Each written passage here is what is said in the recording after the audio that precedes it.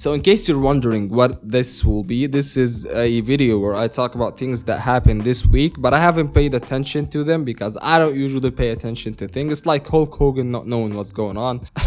Yeah, but it's kind of like, you're sitting with one of your friends and you're having a chit chat. It doesn't have to be important, doesn't have to be specific, only entertaining. CM Punk has returned to wrestling. He's on AEW now, All Elite. Daniel Bryan's on the way, maybe Bray Wyatt, I don't know. And a new Spider-Man movie, a multiverse centered movie. Hopefully we'll see Tobey Maguire and Andrew Garfield in this movie, but who knows really. In case you didn't know, this is tech news, but it's also me talking about things that's been going on in life because I'm not that good at giving you stuff about tech because it's usually leaked info. Speaking of leaked info, there has been a lot going on here. Well, more than usual. We're looking at the Intel Core i7-12700 CPU. Okay, this is a CPU from the older Lake, the next gen Intel CPUs, because I usually get a lot of dislikes from leaked benchmarks, but again, take them with a grain of salt. They're still leaked, nothing yet has to be confirmed. It's only an indicative of how this will perform, but it's not the real performance. Maybe better, maybe worse, I don't know, but it's from video cards and they're usually pretty reliable. Looking at the Geekbench score, as you can see right now, the performance is pretty comparable to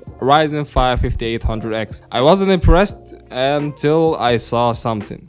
Did you see it? The CPU is only rated at 2.1 GHz, so maybe it's an engineering sample as I said, and once that CPU drop or gets further down enhanced to higher frequency, this CPU will have better performance than this. But actually that it's comparable to a 5800X is a plus for them. I mean, I wish we could have seen that with the 11th inch CPUs, but yeah, that's Intel. Also, on the Intel 12700 i7 note, there is the 12600K, the i5 that I talked about, and usually the difference between them is pretty minimal. As I said, it's only physical cores, but in terms of gaming performance, it's pretty much the same. The pricing, as I said, it should be around the $300 segment, the sub $300 compared to the 5600X, since it's the closest competitor, so provides the same performance, and it's a 6-core 12-thread CPU.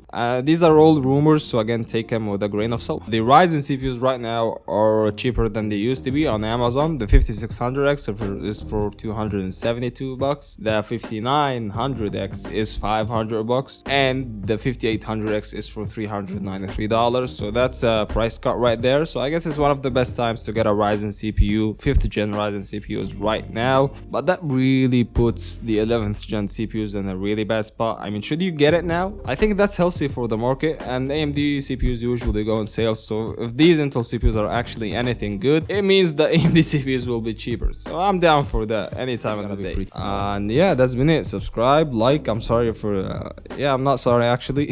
See you in the next one, and peace.